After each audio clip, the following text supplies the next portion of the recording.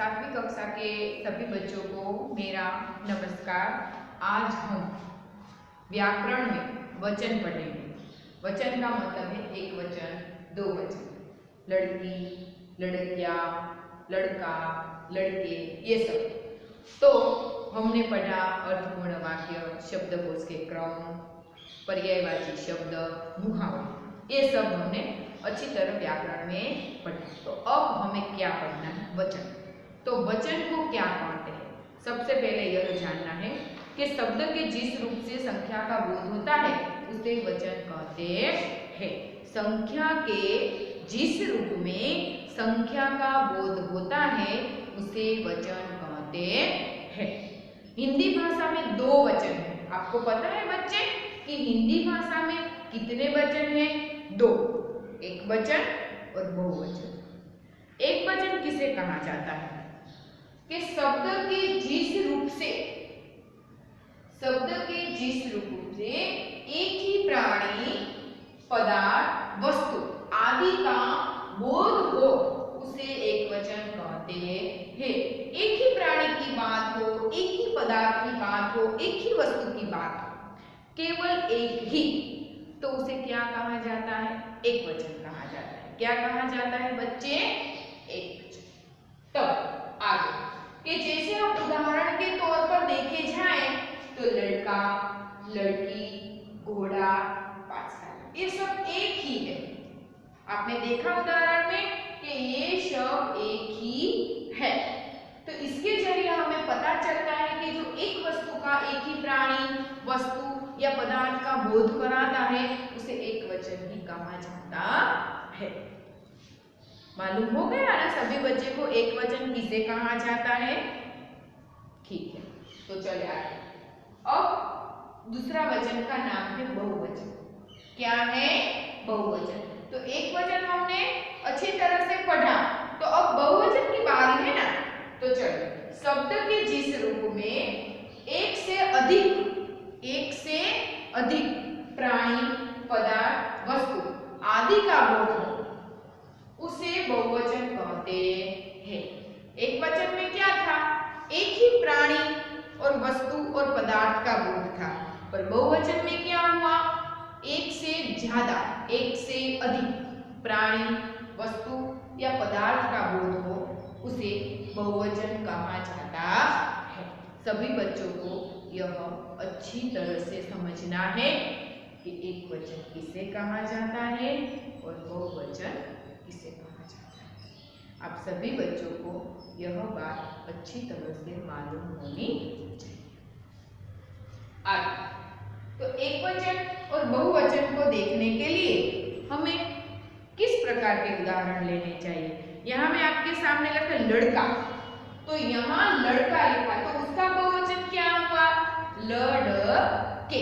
दूसरा है लड़की, तो लड़कियां। एक लड़की की बात की थी। जब बहुवचन में एक से ज्यादा तो लड़कियां। घोड़ा तो घोड़े।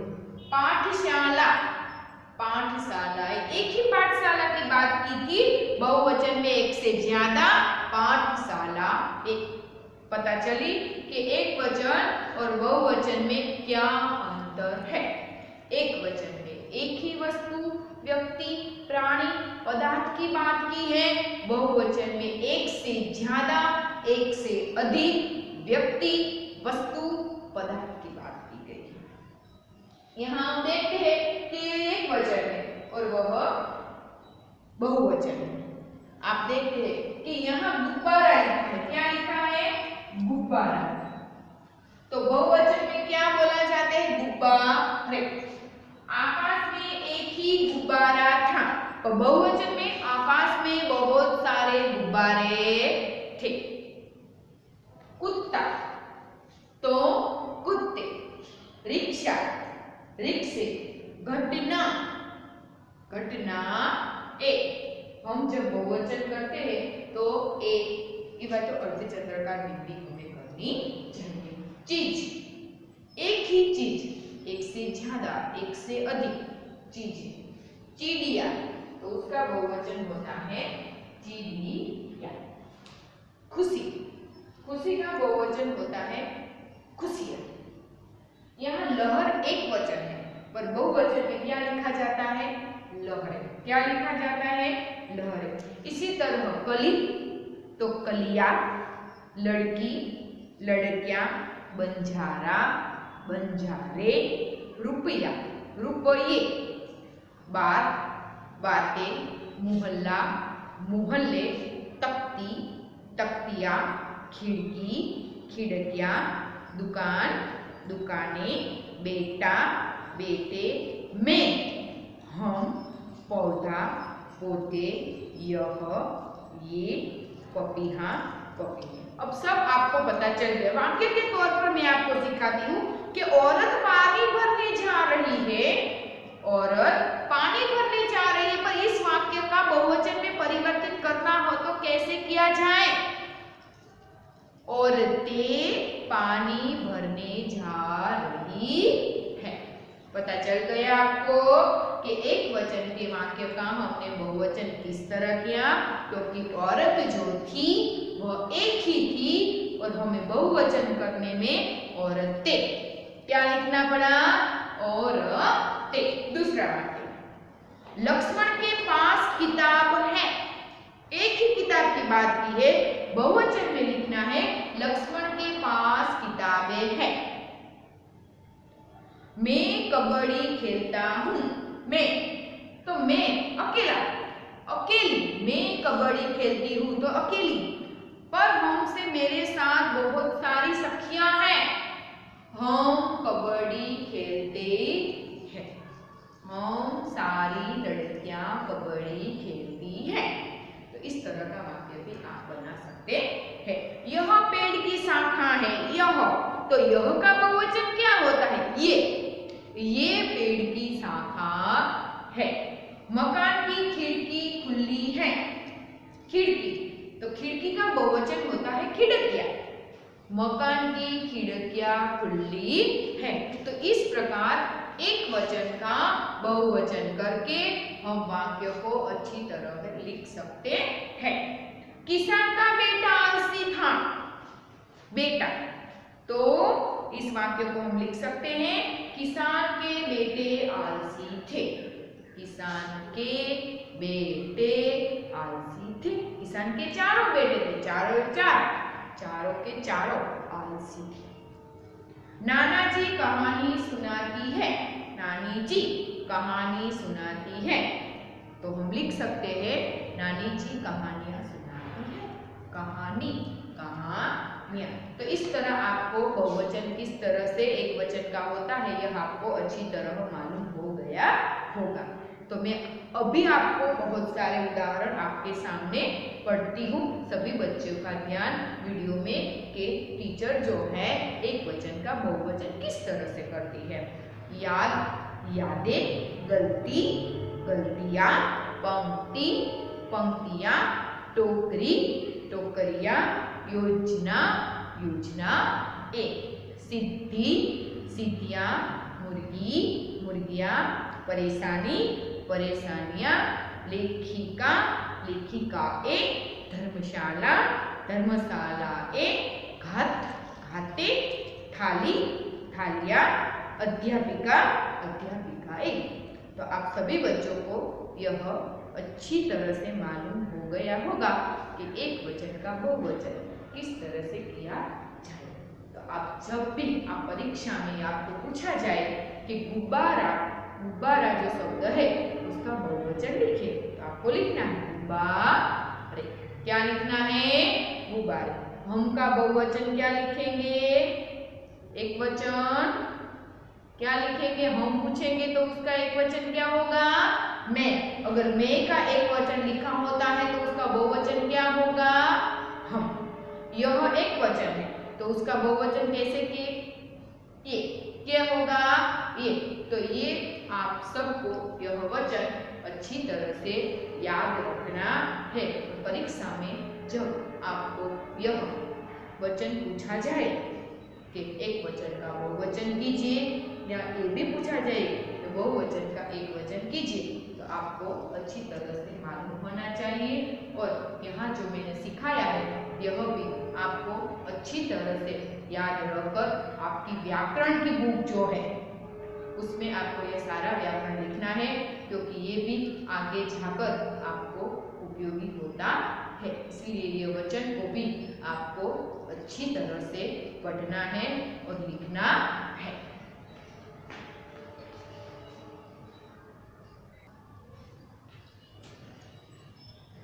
अब आपको वचन के बाद लिंग यानी कि लिंग परिवर्तन पढ़ना है। पहले हमने क्या पढ़ा? वचन। अब किसकी बारी है? लिंग की। तो लिंग परिवर्तन भी आपकी परीक्षा में 2 मार्क्स के पूछे जाते हैं। तो सभी बच्चों का ध्यान अब यहाँ सभी बच्चों को देखना है कि लिंग को क्या होता है। लिंग 2 प्रकार के होते हैं।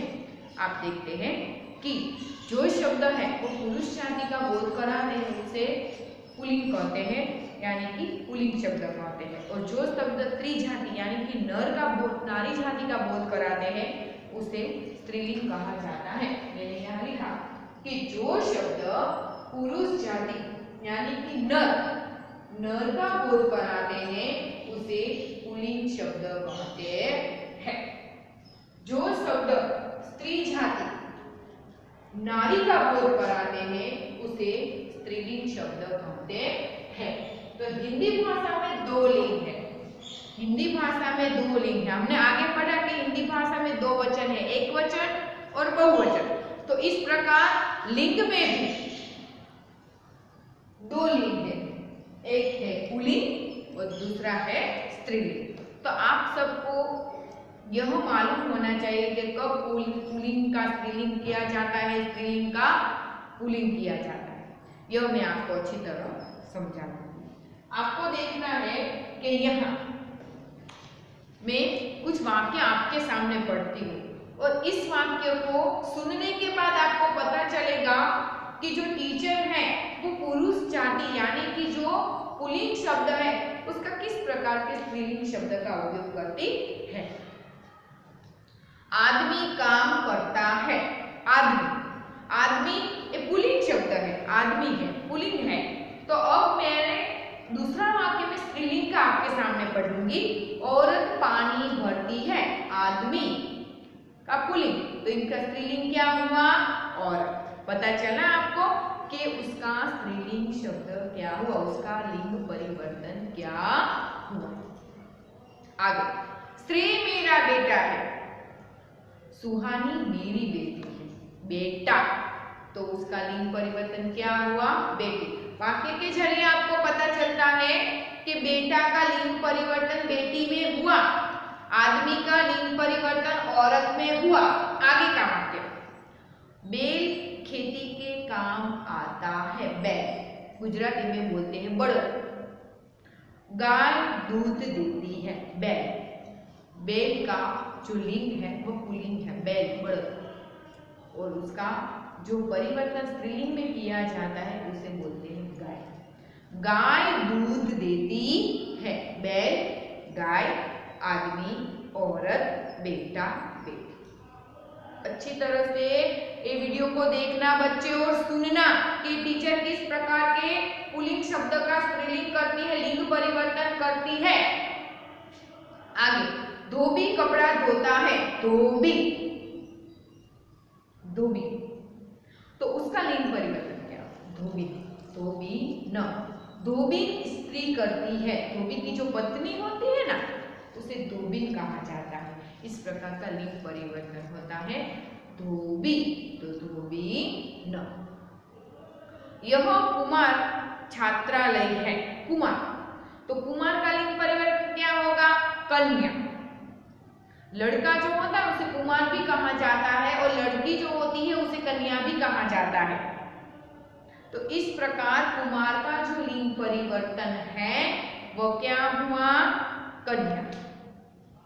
ग्वाला गाय चराता है, तो ग्वाली दूध बेचती है। ग्वाला जो दूध बेचता है, पुल्लिंग शब्द, उसे ग्वाला कहा जाता है। पर जो ग्वाला की जो पत्नी है वो दूध बेचती है तो उसे क्या कहा जाता है? ग्वालिन, स्त्रीलिंग। कोई स्त्री, ग्वाला की जो पत्नी है जो दूध वो भी बेचती है पर स्त्रीलिंग में है तो उसे क्या कहा जाता है? ग्वालिन। क्या कहा जाता है? ग्वालिन। तो इस प्रकार अध्यापक पढ़ाते हैं। अगर अध्यापक की जगह हो कोई शिक्षिका हो, कोई स्त्रीलिंग है, तो उसे अध्यापक के जरिए क्या कहा जाता है? अध्यापिका। क्या कहा जाता है? अध्यापिका। तो इस प्रकार आप स्त्रीलिंग पुल्लिंग शब्द का स्त्रीलिंग कर सकते हैं, लिंग का परिवर्तन कर सकते हैं। ऊपर आप अविभाग के रेखांकित शब्द आदमी, बेटा, बैल, धोबी, कुमार, ग्वाला, अध्यापक। इसी तरह पुरुष जाति का बोध कराते हैं। सारे जो शब्द हैं मैंने आपके सामने बोला, वो शब्द सारे पुरुष जाति का बोध कराते हैं। अब मैं जो शब्द बोलती हूँ, औरत, बेटी, गाय, धोबी, कन्या, वाली, अध्यापिका, ये सारे जो शब्द हैं वो स्त्रीलिंग का बोध कराती है। इस शब्दों को सुनकर आपको इतना तो मालूम हो गया होगा कि पहले जो टीचर ने जो शब्द बोले वो सारे शब्द जो हैं वो पुल्लिंग के थे, और बाद में जो शब्द बोले वो जो सारे शब्द थे वो क्या थे? स्त्रीलिंग के थे। तो आपको आसानी से मालूम हो गया कि पुल्लिंग का स्त्रीलिंग किया, यानी कि लिंग परिवर्तन की। तो इस प्रकार आपको पता चल गया कि जो शब्द पुरुष जाति का बोध कराते हैं उसे पुल्लिंग कहा जाता है, और जो शब्द स्त्री जाति यानी कि नारी जाति का बोध कराते हैं उसे स्त्रीलिंग कहा जाता है। तो इस प्रकार हिंदी भाषा में भी दो प्रकार के लिंग हैं, पुल्लिंग और स्त्रीलिंग। गुजराती भाषा में नर जाति पुल्लिंग, नारी जाति स्त्रीलिंग और नार्यंतर जाति को नपुंसकलिंग, ऐसे 3 लिंग हैं। गुजराती भाषा में 3 लिंग है, पर हिंदी भाषा में केवल 2 ही लिंग है। आपको लिंग परिवर्तन के बहुत सारे नियम हैं। मैं यहाँ आपके सामने यह नियम अच्छी तरह आपको बढ़ा दी। अकारक पुल्लिंग शब्द होते हैं और आकारांत करने से स्त्रीलिंग बनता है। देखिए यहाँ मैंने उदाहरण के तौर पे आपको लिखा है महाशय, तो उसका आकारांत करने से स्त्रीलिंग में महाशया। क्या किया जाता है? महाशया। साहिब तो साहिबा। प्रियतम तो प्रियतम का लिंग परिवर्तन होता है प्रियतमा। महोदय तो महोदय का होता है महोदया।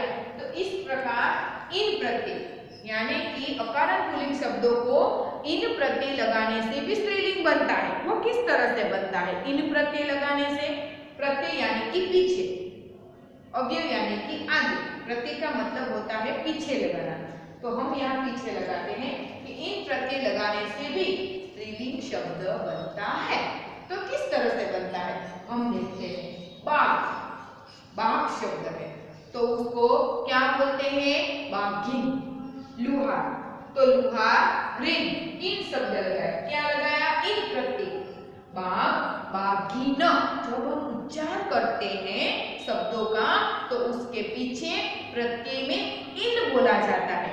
क्या बोला जाता है? इन। नाग तो नागी न। साप तो सापी न।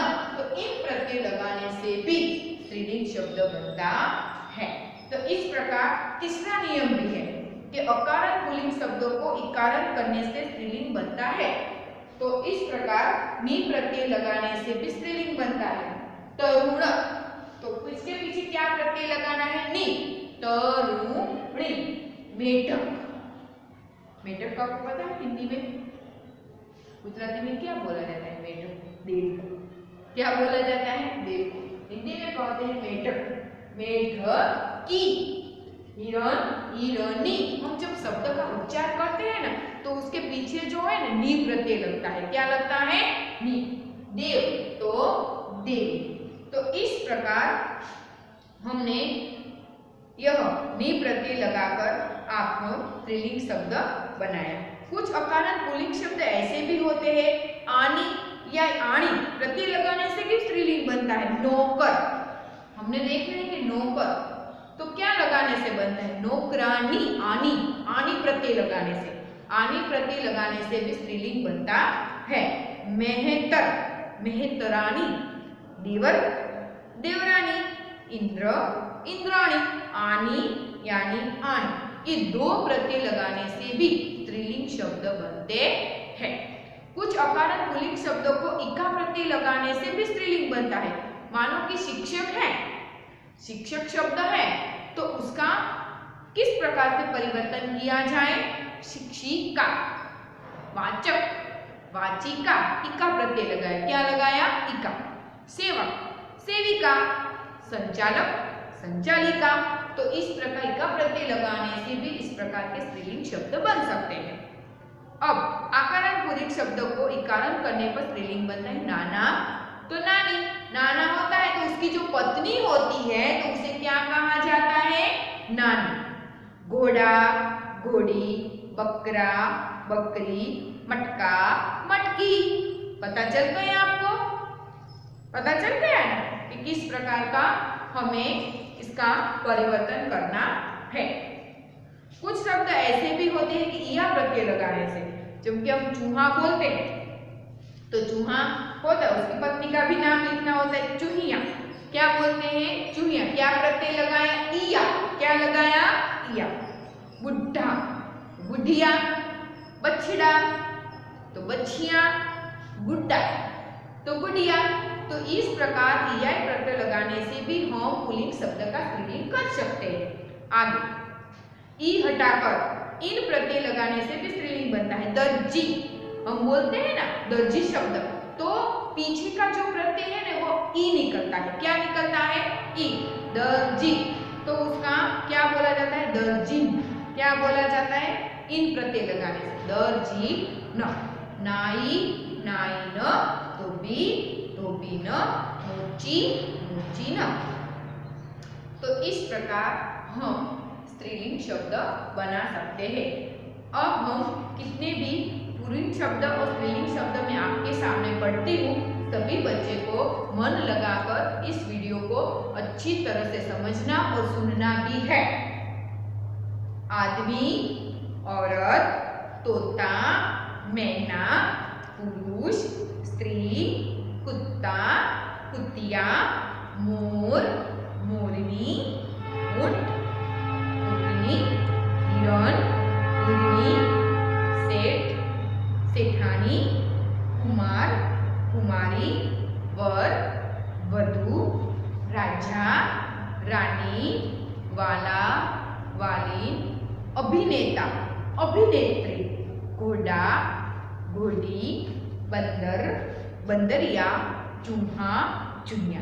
तो इस प्रकार आप सभी बच्चों को मालूम हो गया कि लिंग का परिवर्तन कैसे किया जाता है। मैं आपको वाक्य के तौर पर सिखाती हूँ, सभी बच्चों को अच्छी तरह से देखना है। कि सेठ ने कहा रुपये तो मैं दे दूंगा। सेठ है तो उसका सेठ का जो परिवर्तन हमें करना, सेठ की जगह हमें क्या लिखना चाहिए? सेठानी। सेठानी ने कहा रुपये तो मैं दे दूंगी। किस प्रकार का वाक्य बना परिवर्तन करने से? सेठ पुल्लिंग था, पुल्लिंग शब्द था, तो इसका हमने क्या किया? सेठानी। बंजारे को बहुत दुख हुआ। बंजारे, बंजारी, बंजारे को बहुत ही दुख हुआ। ऊंट की पीठ पर सामान लदा है। ऊंटनी के पीठ पर सामान लदा है। तो इस प्रकार हम वाक्य का लिंग परिवर्तन कर सकते हैं। पहले हमें शब्द को देखना चाहिए, सुनना चाहिए, पढ़ना चाहिए, फिर उसका लिंग परिवर्तन समझदारी से करना है। बुढ़ा धीरे धीरे चलता था। बुढ़ा धीरे धीरे चलता था। तो बुढ़ा का लिंग परिवर्तन क्या होगा बच्चे? बुढ़िया। बुढ़िया धीरे धीरे चलती थी। पता चल गया आपको? आगे लड़के अखबार पढ़ते थे। लड़के, तो लड़के का लिंग परिवर्तन क्या होगा? लड़कियां अखबारें पढ़ती थी। तो इस प्रकार आपको यह अच्छी तरह से मालूम हो गया कि लिंग परिवर्तन कैसे किया जाए। पुल्लिंग यानी स्त्रीलिंग दोनों शब्दों को आपको अच्छी तरह से समझना है। फिर उसका लिंग परिवर्तन करना है आपको। अब क्या करना है?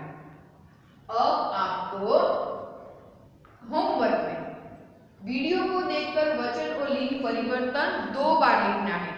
आज तक हमने क्या पढ़ा? आपको पता है कि व्याकरण के तौर पर हमने क्या पढ़ा? सबसे पहले पढ़ा शब्दकोश के क्रम, फिर पढ़ा अर्थपूर्ण वाक्य और फिर समानार्थी शब्द। इसके बाद हमने क्या पढ़ा? समानार्थी शब्द के बाद याद है बच्चे आपको क्या पढ़ा? पर्यायवाची शब्द, फिर अर्थपूर्ण वाक्य, शब्दकोश के क्रम। इसके बाद हमने पढ़ा है एकवचन, बहुवचन, मुहावरे और लिंग। तो आज आपको भाग 2 में क्या लिखना है? वचन और लिंग परिवर्तन 2 बार इस वीडियो को देखकर आपको लिखना है आपकी व्याकरण बुक में। अच्छी तरह से आपको यह व्याकरण आपकी नोटबुक में लिखना है। जब भी आप आगे बढ़ेंगे पढ़ाई में तब भी यह व्याकरण जो है आपको काम आ सकता है। इसीलिए यह नोटबुक अलग से बनाई जाए, क्योंकि यह नोटबुक में आप लिखेंगे तो जब आप 8वीं कक्षा में आएंगे, 9वीं कक्षा में आएंगे तभी इस प्रकार के व्याकरण भी परीक्षा में पूछे जाते हैं। अगर आपके पास यह लिखा होगा, अगर आपके पास यह नोटबुक हो तो आप अच्छी तरह से उसे पढ़कर भी समझ सकते हैं। सभी बच्चों अच्छी तरह से घर पे रहकर पढ़ेंगे और अच्छा सा होमवर्क करेंगे।